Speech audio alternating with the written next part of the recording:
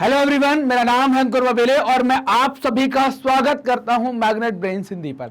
एक ऐसा चैनल जो हिंदी माध्यम की कक्षा 6 से लेकर कक्षा 12वीं तक का संपूर्ण पाठ्यक्रम बिल्कुल निःशुल्क में उपलब्ध करा रहा है, वो भी क्वालिटी कंटेंट और क्वालिटी टीचर्स के साथ। चलिए बात करते हैं कि हम इस वीडियो के अंदर क्या पढ़ने वाले हैं। तो हमारा जो वीडियो होने वाला है उस वीडियो का एक टॉपिक होगा, जो टॉपिक है व्यवसायिक वानिकी की शुरुआत। ये टॉपिक होगा आपका कक्षा 9वीं की इतिहास का चैप्टर नंबर 4 वन्य समाज और उपनिवेशवाद। उसी का एक टॉपिक आज हम देखेंगे, व्यवसायिक वानिकी की शुरुआत।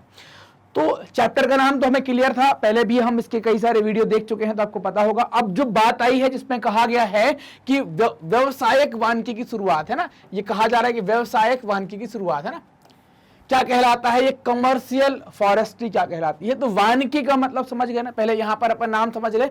व्यवसायिक का मतलब क्या होगा? व्यवसायिक का मतलब क्या हो?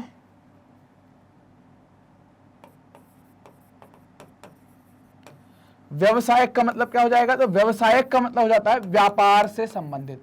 मतलब कि आप क्या होगा, कुछ व्यापार करने वाले हैं, मतलब जंगलों से कुछ आप खरीद और बेचने जैसा कुछ काम करेंगे, उसको आप कहेंगे व्यवसायिक।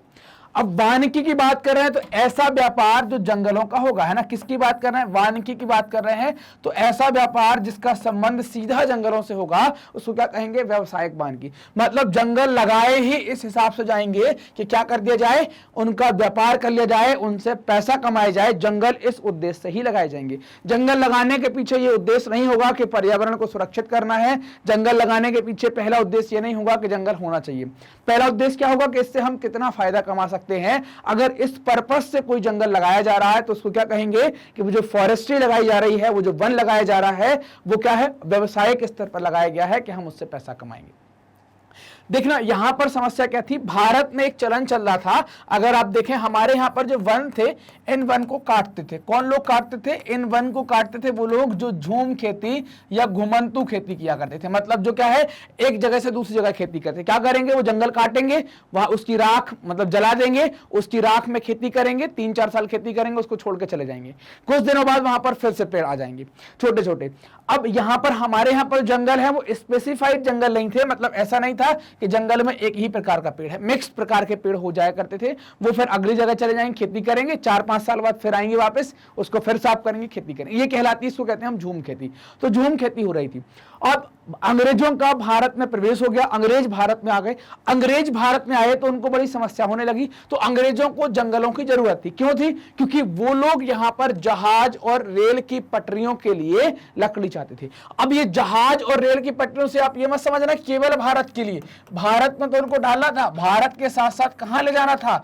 ब्रिटेन के अंदर। ब्रिटेन कितना सा देश है? अगर आप मैप देखेंगे तो ये है ब्रिटेन, ऐसा छोटा सा है। अगर हम नक्शा देखें तो ये ब्रिटेन का नक्शा है, ऐसा ब्रिटेन आपको देखने को मिलेगा। तो इतने से देश में इनके लिए खुद पैदा करें या ऐसा पैदा करेंगे डेवलपमेंट कर लें। तो ये चाहते थे कि जो लकड़ी का काम है, ये लकड़ी जो है उसको भारत से ले जाते थे और अपने देश में भी रेल की पटरियां और जहाजों में इसका उपयोग करते थे। तो जहाज और रेल की पटरियों के लिए इनको जंगलों की जरूरत थी। ये लोग चिंतित थे। चिंतित क्यों थे? अंग्रेजों की चिंता कारण था जंगलों की अंधाधुंध कटाई। ये कटाई क्यों हो रही थी? ये कटाई हो रही थी झूम खेती के लिए। किस खेती के लिए? झूम खेती के लिए। ये झूम खेती क्या हो गई? जिसमें बार बार खेत बदल रहे हैं। एक बार एक खेत में खेती करी, फिर 2-3 साल खेती करी, फिर उसको छोड़ दिया, फिर अगली जगह का जंगल काटा, वहां पर खेती करी। तो इससे इनको ये लग रहा था कि जंगल बहुत तेजी से साफ होंगे तो हमको लकड़ी नहीं मिल पाएगी जहाज और रेल पटरियों के लिए। इनने दिमाग लगाया, चूंकि अंग्रेजों का शासन तो आ ही चुका था, उनने तो कब्जा कर ही लिया था यहां पर। इनने दिमाग लगाया और एक व्यक्ति डायट्रिच बेंड्रिस को भारत में भेजा। डायट्रिच बेंड्रिस कौन है? एक जर्मन विशेषज्ञ है। किस चीज के विशेषज्ञ हैं? ये वनों के विशेषज्ञ हैं, फॉरेस्ट्री के विशेषज्ञ हैं। डायट्रिच बेंड्रिस आते हैं, भारत आते हैं। इनको क्या करते हैं? भारत का पहला वन महानिदेशक नियुक्त कर दिया जाता है। ये भारत के पहले वन महानिदेशक नियुक्त हो जाते हैं और भारत आकर इनके द्वारा कुछ सलाह दी जाती है। सलाह क्या दी जाती है कि इनके ही द्वारा भारत में जो हम कमर्शियल फॉरेस्ट्री की बात करते हैं, व्यवसायिक वानिकी की बात करते हैं, तो यही आएंगे और यही बताएंगे कैसे जंगलों का प्रबंधन करें, कैसे जंगलों को संभालें और कैसे आप इनका उपयोग कर सकते हैं, पैसा कमा सकते हैं, कैसे इनको रखना चाहिए। तो जो बेंड्रेस है उनने कुछ सुझाव दिए, उनने क्या दिए, लोगों को संरक्षण विज्ञान के बारे में प्रशिक्षित करें कि भाई जो संरक्षण विज्ञान है कि प्रोटेक्टिव कैसे करते हैं, प्रोटेक्शन कैसे करते हैं, उसको कंजर्व या उसको प्रिजर्व कैसे करते हैं, इनके बारे में आप बताएं। जंगलों को संरक्षित करने के बारे में आप बताएं और उनके साइंस के बारे में बात करें और वो लोगों को क्या करें, प्रशिक्षित करें, बताएं। प्रबंधन के लिए एक व्यवस्थित तंत्र विकसित करना होगा, मतलब जंगलों का जो मैनेजमेंट करना है आपको, उसके लिए एक सिस्टम होना चाहिए, एक व्यवस्था होनी चाहिए। जैसे फॉरेस्ट गार्ड आजकल होता है, फिर उसके ऊपर एक दरोगा होता है उसका, फिर आप देखेंगे रेंजर होता है, फिर एक उसके ऊपर मतलब रेंजर के नीचे डिप्टी रेंजर, फिर रेंजर, फिर ACF मतलब असिस्टेंट कंजर्वेटिव ऑफ फॉरेस्ट, फिर उसके ऊपर डिस्ट्रिक्ट फॉरेस्ट ऑफिसर। तो ऐसे एक व्यवस्थित तंत्र हो जो जंगलों को क्या कर सके, जंगलों का प्रबंधन कर सके। वन संपदा के उपयोग संबंधी नियम तय हो, अनैतिक तरीके से उपयोग ना हो। हमको शुरू में तो सही लग रहा था कि अच्छे उपयोग कर रहे होंगे। पेड़ों की कटाई और पशुओं को चराने जैसी गतिविधियों पर भी पाबंदी लगाई जाए, मतलब पेड़ की जो कटाई कर रहे थे, मतलब कि जो झूम खेती करने वाले आदिवासी थे, वो पेड़ों की कटाई पर भी रोक लगा दी जाएगी। जानवर चराने के लिए, क्योंकि हम लोग क्या करते हैं कि हमने जानवर पाला, फिर एक आदमी हमारा गया और जंगलों में जानवर चरा लाएगा, वो दिन भर वहां चरेगा, पानी पिएगा, शाम कर घर आ गया, थोड़ी बहुत हमने भूसा खिला दिया, तो इससे जानवर का भी भला हो जाता था और जंगलों में वो चर आएगा। तो इनने क्या कर दिया कि पशुओं के जंगलों में चराने पर भी रोक लगा दी, ऐसी गतिविधियों पर रोक लगाई। इससे लोगों में क्या होगा, परेशानी होगी। भाई एक तो आपने पेड़ काटने से मना कर दिया, अब हम जलाने के लिए लकड़ी नहीं ले सकते, पेड़ नहीं काट सकते, जंगल साफ नहीं कर सकते, समस्याएं आ गई। तो जंगलों को लकड़ी उत्पादन के लिए आरक्षित करने के लिए ये सारे काम कर रहे थे। मतलब पेड़ों की कटाई क्यों, ताकि जो लकड़ी चाहिए है जिससे रेलवे का स्लीपर बन सके, ये लकड़ी उत्पादन का आरक्षण क्यों करना है, क्यों आरक्षित करना है, रेल और जहाज, इनके लिए लकड़ी की आवश्यकता है ना, तो इनकी लकड़ी की आवश्यकता के लिए क्या करें कि आप भाई इसका संरक्षित करें। वनों को अलग तरीके से बनाना या अलग तरीके से लगाना भी वो स्टार्ट करेंगे, उसको अलग तरीके से भी सेट किया जाएगा। ठीक, तो ये बात हो गई कि पेड़ों की कटाई पर रोक लगा दी, पशुओं को चराने पर रोक लगा दी, ताकि क्या हो, वनों से लकड़ी का उत्पादन कर सके, अपने देश ले जाएं, स्लीपर बनाए रेलवे के और जहाज बना लें। अगर कोई व्यक्ति इन वनों के नियमों को नहीं मानता है, अवमानना करता है, तो उसको सजा मिलेगी, उसको दंडित किया जाएगा, उसको पीटा जाएगा, उसको जेल में डाला जाएगा। बेंड्रेस ने 1864 में भारतीय वन सेवा की स्थापना की, जिसको आजकल आप क्या कहते हैं, इंडियन फॉरेस्ट सर्विस, IFOS कहते हैं ना, इंडियन फॉरेस्ट सर्विस कहलाता है। इस भारतीय वन सेवा की शुरुआत भी किसके द्वारा की गई, बेंड्रेस के द्वारा। तो नाम याद रखना है कि इनके द्वारा की गई। और इन्होंने 64 में सर्विस शुरुआत की और 65 में 1865 में भारतीय वन अधिनियम निकाल दिया, भारतीय वन अधिनियम बना दिया, मतलब एक एक्ट बना दिया, जंगलों से संबंधित एक कानून बना दिया कि भाई अब ये ऐसा कुछ कानून होगा, जंगल के नियम इसमें बताए जाएंगे। इंपीरियल फॉरेस्ट रिसर्च इंस्टीट्यूट बनाया, ये इंपीरियल फॉरेस्ट रिसर्च इंस्टीट्यूट है, इसकी स्थापना 1906 में कहां पर की गई, देहरादून में की गई। देहरादून कहां है आपका, देहरादून आपको देखने को मिलेगा उत्तराखंड में, उत्तराखंड की राजधानी है, वहां पर इंपीरियल फॉरेस्ट रिसर्च इंस्टीट्यूट बना दिया गया, जहां पर आपके जो जंगल से संबंधित अधिकारी होते हैं उनकी ट्रेनिंग भी कराई जाती है। यहां पर जिस चीज की ट्रेनिंग दी जा रही थी, जिस पद्धति की ट्रेनिंग दी जा रही थी, उस पद्धति को कहते थे साइंटिफिक फॉरेस्ट्री, मतलब क्या कहते थे, वैज्ञानिक वानिकी, साइंटिफिक फॉरेस्ट्री कहा जा रहा था, जिस तरीके से यहां पर समझाया जा रहा था। साइंटिफिक फॉरेस्ट्री कहने के पीछे कारण क्या था, आप देखना, ये क्या कह रहा है कि भाई इस तरीके से पेड़ लगाओ, एक ही लाइन में आप पेड़ लगाओ, एक ही तरीके के पेड़ लगाओ, इनको बागान या गार्डन कुछ ऐसा नाम ये देना स्टार्ट करेंगे। तो साइंटिफिक फॉरेस्ट्री की शुरुआत भी भारत में किसने कर दी, बेंड्रेस ने कर दी, है ना। तो बेंड्रेस के नाम के आगे दो तीन चीजें हो गई, भारतीय वन सेवा की स्थापना कर दी, भारतीय वन अधिनियम निकाल दिया, इंपीरियल फॉरेस्ट इंस्टीट्यूट भी स्थापित हो गया 1906 में देहरादून में, इनकी प्रेरणा के ऊपर। और इनके द्वारा जो उस कॉलेज में जो सिखाया जा रहा था, जिस तरीके से जंगल लगाना सिखा रहे थे, उसको कहते थे वैज्ञानिक वानिकी कहा जाता था। वैज्ञानिक वानिकी कहलाई, इसको क्या कहा, फॉरेस्ट साइंटिफिक, यह साइंटिफिक फॉरेस्ट्री कहा गया। लेकिन अब ये साइंटिफिक फॉरेस्ट्री जो है उसे आजकल की वैज्ञानिक वानिकी में शामिल नहीं किया गया है, आजकल ये वैज्ञानिक वानिकी से बाहर है।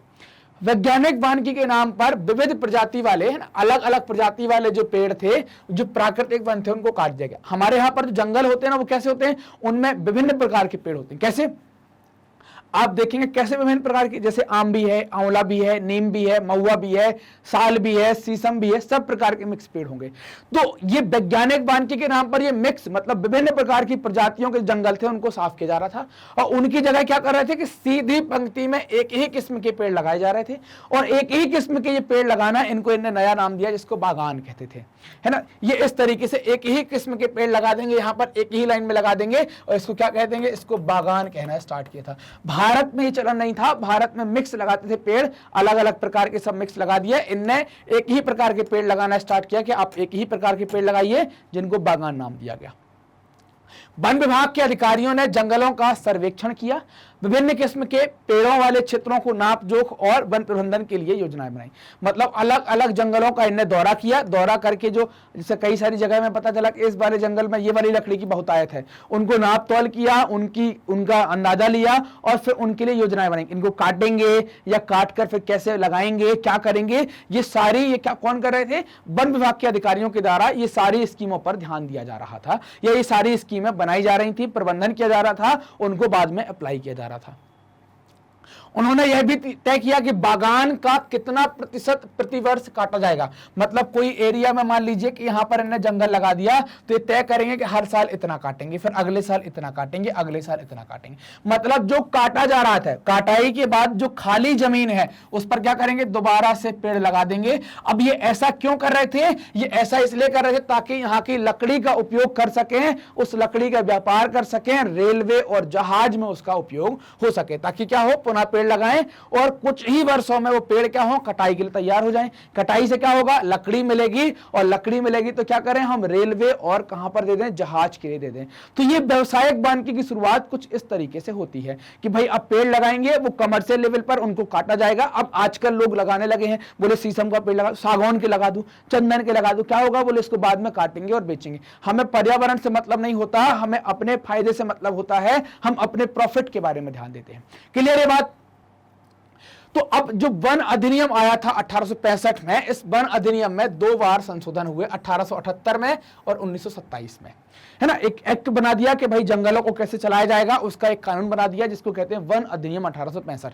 इसमें संशोधन हुए 1878 में और 1927 में। 1878 वाले अधिनियम में जंगल को 3 श्रेणियों में बांटा गया, 3 कैटेगरी बांट दी गई। कैसी, एक आरक्षित कैटेगरी बांट दी गई, एक सुरक्षित कैटेगरी बांट दी गई और एक ग्रामीण कैटेगरी बांट दी गई। आरक्षित कैटेगरी किसको कहा गया, अच्छे जंगलों को आरक्षित कहा गया।